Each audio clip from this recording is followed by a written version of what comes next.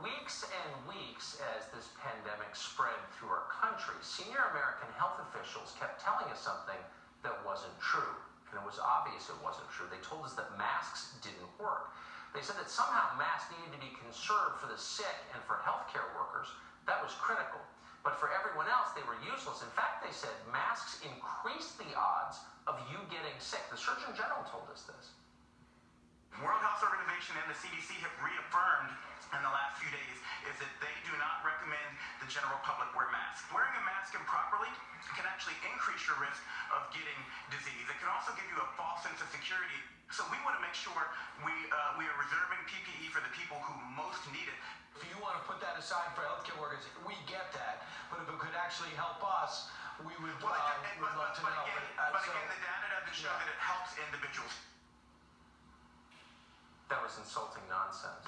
There weren't enough masks. They didn't want to say it. And so they patronized us and devalued their own credibility, the one thing you really need in a crisis, by lying to us in a way that anyone with Google could have disproved. Years of research, including studies by our own government, have found consistently that masks are useful, both for keeping the sick from spreading the disease and keeping the healthy from catching it. That's why they make masks. That's why people use them. The CDC has finally walked back this obvious lie. But it's not just the CDC and our Surgeon General who have lost credibility.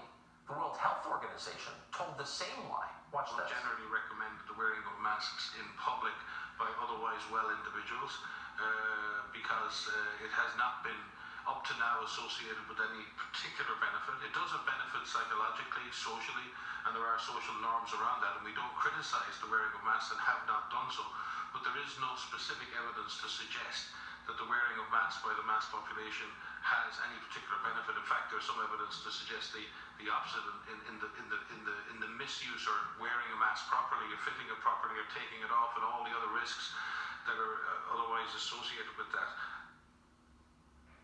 What a liar. And for perspective, that's the same guy, just in the last segment we showed you on tape, saying that the World Health Organization reserves the right to come into people's homes and take their family members by force. Okay, but wearing masks is wrong. They told you that on March 30th. And already at that point, South Korea and Taiwan had essentially contained their outbreaks. How have they done that? In part by producing a huge number of masks and making people wear them.